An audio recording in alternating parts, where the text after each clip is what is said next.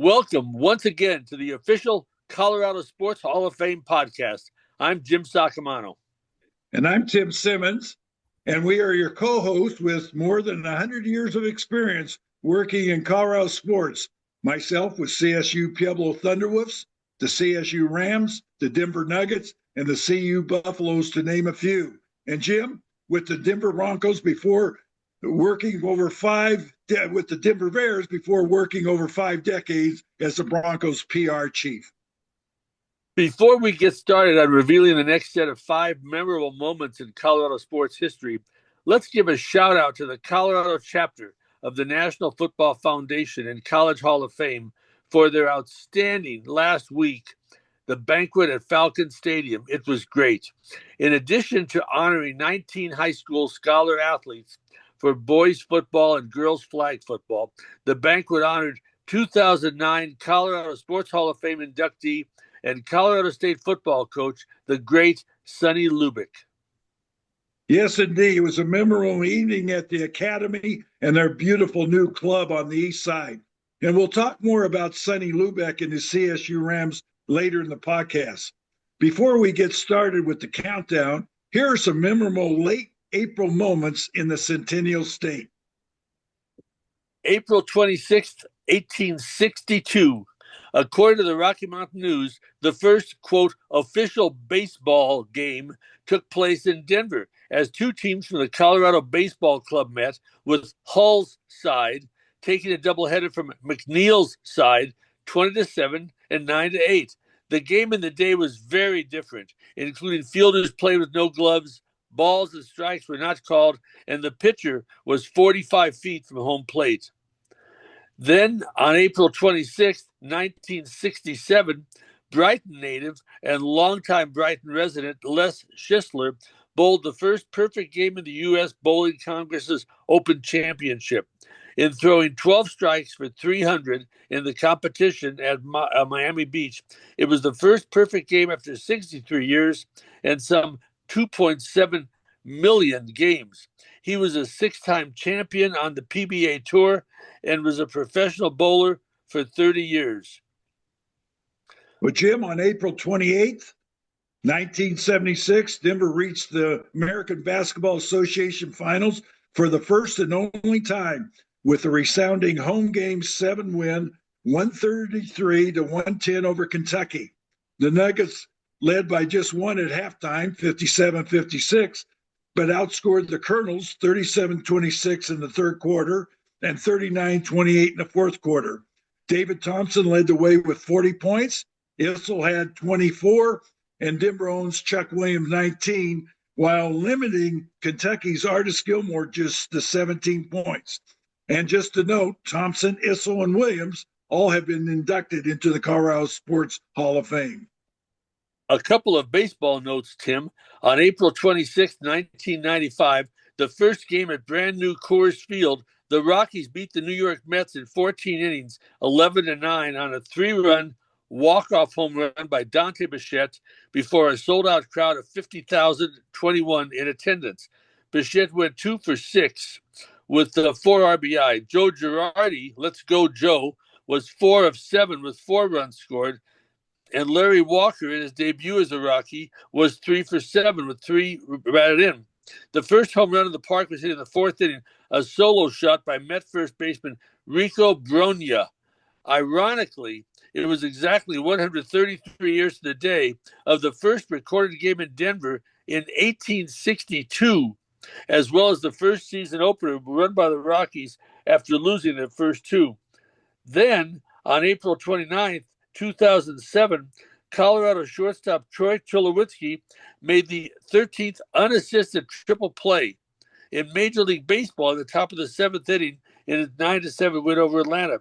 With runners on first and second and the game tied at 5-5 at Coors Field, the Braves' Chipper Jones lined out to Tulowitzki, who stepped on second as Kelly Johnson had taken off for third, and then tagged Edgar Renteria, who was running from first for the third out.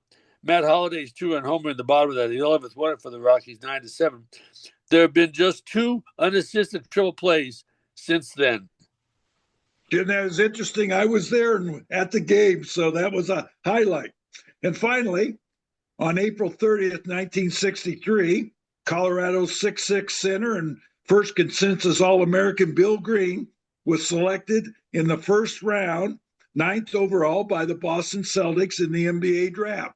Colorado's Kim Charlton was picked in the fourth round, 32nd overall by the Cincinnati Royals. Sad fact, neither really played in the NBA and in their career, although Charlton went on to be a very successful banker in Boulder. And we'll let our guests later talk about Bill Green. Now, Jim, let's go to the countdown. Great, Tim. Number 75, October 29th, 1922. In what was billed at the time as the biggest thing in the history of Denver baseball, Babe Ruth came to Denver with fellow New York Yankee Bob Musial to play an exhibition at Merchants Park. Ruth played on Carl Milliken's Whiz Bangs, while Musial suited up for the Denver Bears. Ruth went 5 for 5 with 2 home runs, a double, 2 singles, and a stolen base, leading the Whiz Bangs to a 9-6 win. Musial was 2 for 4 with 2 singles. His brother, Irish Musial, was a good player, by the way, too, for the New York Giants. Prior to the game, Ruth and state golf champion Larry Brumfield attempted to break the world record by driving a golf ball 350 yards, but cold temperatures in the 40s prevented a new record. Now for number 74, on June 9th, 2018, CU women's basketball coach Seal Berry was inducted into the Women's Basketball Hall of Fame. In 22 seasons of coaching the Buffs, she compiled a 427, 242 record, leading CU to 4 conference titles, 12 NCAA berths, 6 NCAA Sweet 16s, and 3 Elite Eights. Hired on April 12, 1983, to replace Hall of Famer Sox Walson, Berry coached her last game on March 2nd, 2005. She was inducted into the Colorado Sports Hall of Fame in 2006. Number 73 is May 31 to June 1st, 1974. In the NCAA Baseball District 7 playoffs in Greeley, Northern Colorado swept the series against number 1 ranked Arizona, defeating the Wildcats 6-5 in the first game and 6-2 in the second to earn a trip to the College World Series. The Bears, who swept Gonzaga to reach the finals, improved to 31-11 on the season and ended the Arizona season with a 58-6 record and one of the all-time upsets in NCAA history. Rick Thorin, 7-1, scattered 5 hits at UNC, broke a 2-2 tie with 2 runs in both the 6th and 7th innings in the series finale for Coach Tom Petroff, a 2002 Colorado Sports Hall of Fame inductee. Jim, an interesting thing, I was at the game to help with them because it was an NCAA tournament. And to me, that might be one of the greatest things ever to happen in Greeley. And the crowd was just electric that day. I have no doubt, Tim. And even though now is now. So people think, like the crux of the show, people think, well, what was that then? Hey, that was big at that time. And I think we all remember in 2002, Tom Petroff probably gave one of the longest speeches ever in Colorado Sports Hall of Fame history. He did, but it was his night. What the heck? That's true. Well, hey, number 72 on November 19th, 1994, less than 2 years after hiring Sonny Lubick as a head football coach on December 21, 1992, Colorado State earned its first Western Athletic Conference title since joining the league in 1968 by defeating Fresno State 44-42 in Fresno. The Bulldogs had jumped out to the 24-3 lead in the second quarter, but 3 touchdowns runs by E.J. Watson pulled CSU even in the third quarter. A 30-yard block punt return for a score by Ray Jackson put the Rams ahead 31-27, and some distance was created when Anthony Hill and Paul Turner connected on a 78-yard TD pass. The number 2 Rams improved to 10-1 with the win and finished at 7-1 in WAC play. CSU's first league title since 1955, and they secured their Holiday Bowl berth against the opposite of Michigan. Lubick was inducted into the Colorado Sports Hall of Fame in 2009. Number 71 was also football. October 15th, 1984, and I think a lot of our fans will remember this. In one of the more memorable Monday Night Football games, the 200th televised by ABC, Denver defeated Green Bay in blizzard conditions at Mile High Stadium. The Packers fumbled on their first two plays from scrimmage, Steve Foley recovering the first and returning it 22 yards for a touchdown, Lewis Wright doing the same from 27 yards out to give the Broncos a 14-0 lead 37 seconds into the game. Denver held on to win 17-14 as a 30-yard second quarter field goal by the barefooted Rich Carlos was the difference for the 62,546 that braved the elements to attend in person.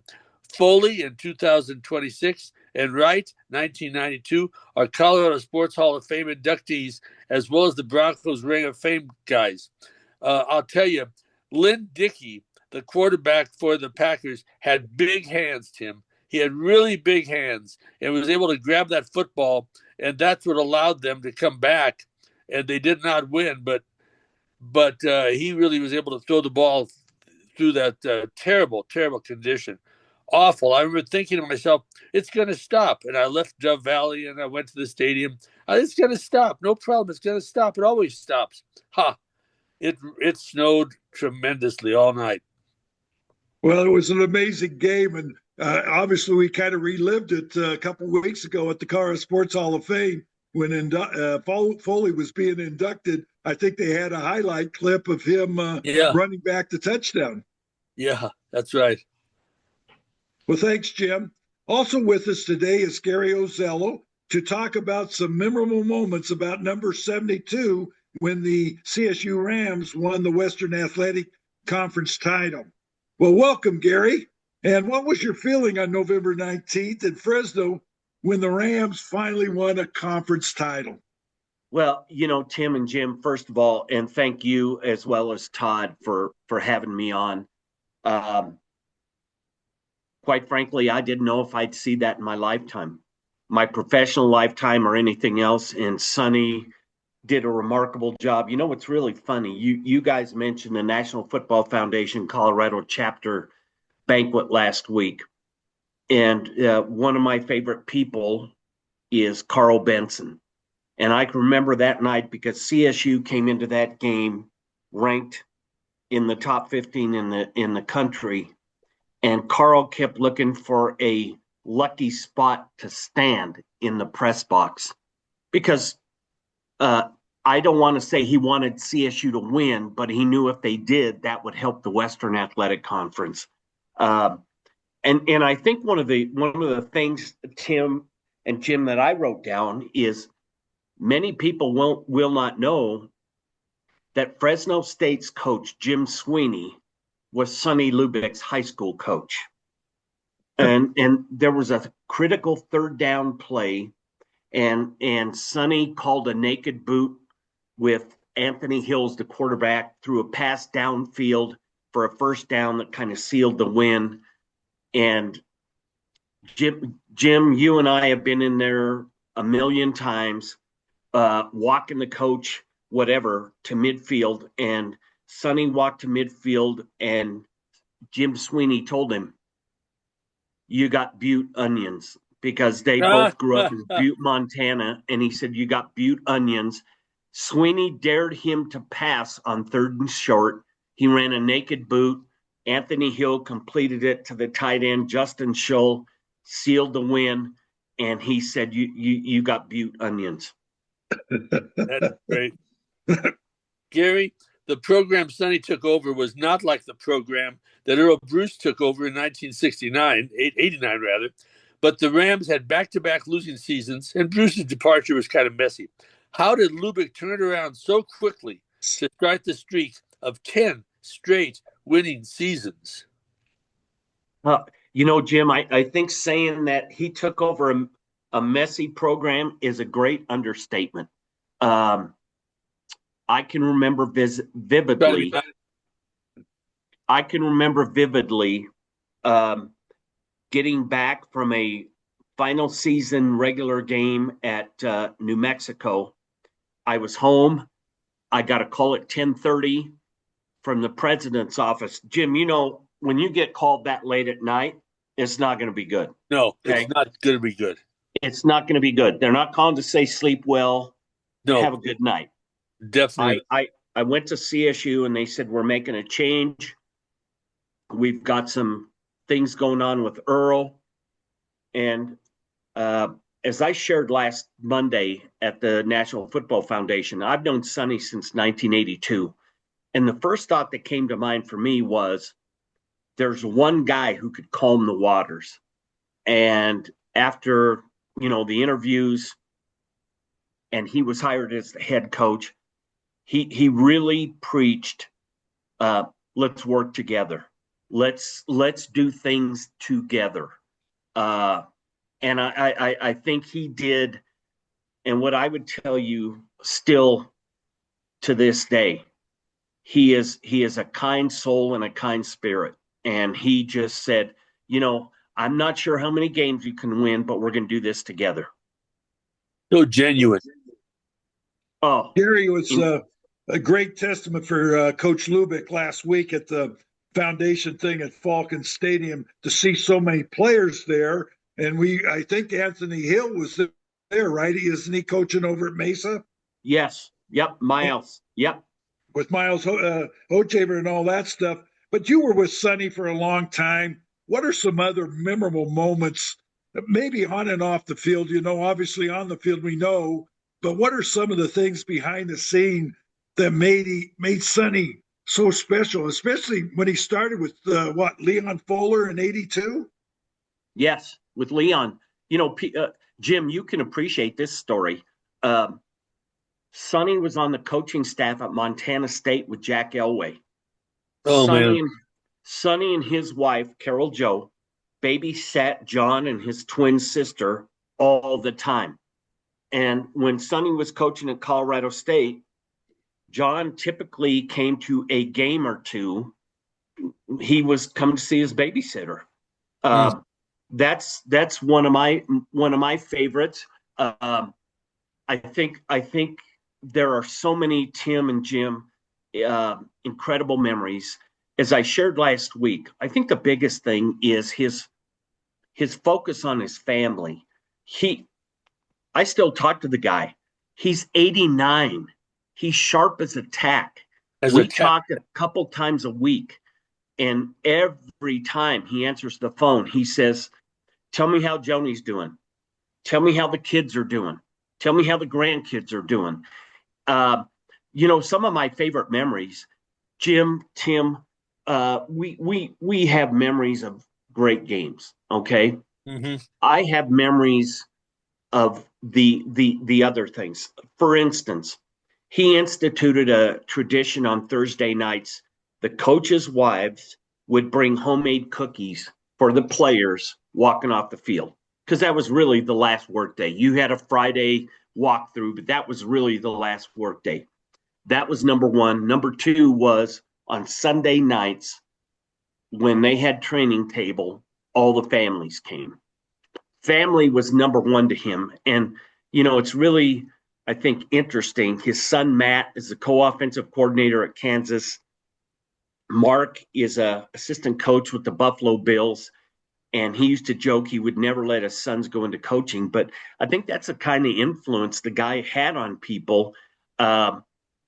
I just think, you know, Tim and Jim, I look at my life, and as a friend of mine says, I'm playing the back nine. Okay, I'm playing the back nine. There are a handful of people in my life, Tim Simmons, my dad, Sonny Lubick, that have had an incredible influence on hopefully who I am as an individual, as a father and a husband. And he's that guy. I mean, he is that guy. You know, Gary, Sonny, and I, and Carol Jo, and my lovely wife Joanne, thing in common. We were married at the same time, literally on the same day, the same year, the same time of day. So we've each had our 56th anniversary on April 18th. And it's so bizarre. We were talking about this on the way back on the plane ride back from Super Bowl 50 in San Francisco, Santa Clara, really. And we share that'll you can't do any more than share it perfectly. No, Jim, he mentioned that to me on the car ride down to the National Football Foundation Colorado chapter banquet, that he was so excited to see you and Well, say, hey, we share the same, not yeah, only yeah, the same wedding anniversary, the same time. yeah. Amazing. What a wonderful, wonderful man. What a wonderful man. Oh, Gary, it was great having you on. For me, it is special that you, Dave Plotty, and I had an opportunity to work together over the years. You're a Colorado native, as am I. You grew up in Southern Colorado before moving to Fort Collins in '74 to attend CSU. In addition to Rams football, what are your other favorite memories at CSU? Jim, I think the one that really comes to mind for me is having the opportunity to work with Tim. I wrote Tim a letter as a senior in high school and said, would you be interested in, I think I put in that letter, Jim, tall, dark, and handsome from Southern Colorado, and it was really short, fat, and bald. Okay. Um, and Tim said yes. I think that's probably my most outstanding memory, but there are numerous ones, and I think probably the same for you and Tim and Todd is that um, I remember wins and losses, but I'm really remembering the people that cross my paths. Um, I'll give you an example. Tim, you can remember Jim Williams, the legendary basketball coach at CSU. And we were in El Paso playing UTEP and Don Haskins. In fact, this is a two-part story. We went to the Tony Lama factory. He bought a pair of boots. They warned him, don't wear these boots, break them in at home. Tim, Jim Williams was hard-headed. He wore the boots, and after the game at 11 o'clock at night, he called me and Fred Oglesby, the team trainer, and said, you got to come up and help me get these Oh boots yeah, off. yes. And it was like we about had to cut his ankles off. And another great memory for me, Jim, is in about that same time period. It was pre conference tournament time. UTEP and CSU were playing a meaningless game. In fact, now it'll lead me into another story, and I'll get out of your hair. Don Haskins and Jim Williams, we went to the arena early. We sat there and drank coffee. Don Haskins, Jim Williams, Nate Archibald, myself, and I was like, this is unbelievable. Well, they made a bet, and Irv Brown was the one of the officials. They made a bet who could get tossed from the game first, and they both got technicals within the first 5 minutes of the game. And then Irv walked over and he called Don Haskins and Jim Williams to mid-court, and he said, I see what you guys are doing. It's not going to work. If I have to be here, you have to be here. I'm not tossing either one of you. And then, Jim, I think one of the lasting memories I have is, it's to me and to you and to Tim and to Todd, it's all about relationships and the people we meet in our lives. And I can remember there was a night in El Paso when after the game, I met Irv and the other officials, and we had a bite to eat. And it was, again, kind of a meaningless game. And Irv said something to me that I'll never forget and carried with me throughout my career. And I was a young guy thinking I had all the answers. I didn't have any of the answers. And, I'm kind of going back and forth with him saying, well, this and, CSU's bad or this. He said, Oz, remember one thing. To the 5 players on the court and the coaches, this is the most important game of the night. It's not North Carolina Duke. It's not UCLA and whomever. This is the most important game of the night for those kids on the court and the coaches. Mm-hmm. And Jim, I never forgot that, ever. No. It's like preseason football when the subs go in and people say, well, this is meaningless now. Hey, it's not meaningless to them.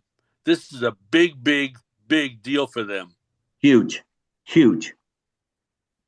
Hey, Gary, we talked earlier in this podcast about Charlton and Bill Green. What did happen to Bill Green? Obviously, he had some issues for flying, didn't he? And that's why he didn't play in the NBA? It's amazing because, Tim, he was drafted in the first round by the Boston Celtics, Red Auerbach. Okay. His roommate was John Thompson, the legendary Georgetown coach. Bill Green would not fly. So he took the train. And after year 1, the Celtics said, big fella, you either got to fly or because, the train's not going to work for every game. And he retired. And Tim, he went on to become an award-winning educator in New York City. Wow. I met him for the first time in 1988 when CSU played in the NIT tournament at Madison Square Garden. He came. Boyd Grant was the head coach, and he was bigger than life. And he just said, I'm good. I'm going to go into education. I'm good with that. And he won numerous awards for his educational things that he did in New York City. Good for him. Well, he was that was a special time because both CSU and CU were very good. Ken Charlton was recognized as one of the first academic All-Americans, then ended up working the First National Bank. And but back then, the NBA wasn't as big as what the NBA is today. So no. And I think Charlton played a little bit with the Phillips 66. Tim, I think one of the cool things about that, having known them both and having known Sox Walsh's son, Joe, who went to CSU, there was a great deal of respect between the two coaches, Sox and Jim Williams. They appreciate, believe me, I grew up watching those guys. I grew up watching Cliff Meadley and Bill Green, and those guys were incredible trailblazers. Well, 2 of my dad's greatest players that he coached came from Sox and Jim. First being from Sox, Curtis Jimerson out of El Paso, who went to school with Nolan Richardson and all that stuff. And Sox sent him to Pueblo as a JC. And then Sam Beatty, who started at CSU, came back to Pueblo to play. And so obviously I have fond memories of both of them, worked with both of them, obviously since I was at CSU and CU and so forth. Well, we hope that everybody enjoys our podcast. Thanks to our sponsors, Pasa J Boulder, located at 10th and Pearl, just west of the Pearl Street Mall, the Colorado Collegiate Chronicle, and CU Sports Medicine. Now here's a word from CU Sports Medicine. Johnson, voice of the Colorado Buffaloes. As we count down the greatest moments in Colorado sports history, it's worth remembering that great sports moments don't just happen. They're built on preparation, resilience, and staying healthy. And in Colorado, a great sports moment can mean something different to everyone, from Hall of Fame athletes to anyone who simply wants to keep moving. Whether you're chasing championships, personal bests, or just a pain-free morning run, the team at CU Sports Medicine and Performance Center delivers exceptional sports medicine care, from prevention and recovery to performance. Founded right here in Boulder, the CU Sports Medicine and Performance Center brings together CU medicine providers and Boulder community health clinicians to provide comprehensive care that's close to home and rooted in the community they serve. Learn more at cusportsmedicincenter.com. Well, that's a wrap on our 26th podcast. Tune in next week for the continued reveal of the state's top 150 moments. We hope that you are enjoying our reminiscence with our Colorado Sports Hall of Fame guests, as well as our trips down memory lane in the state's sports history.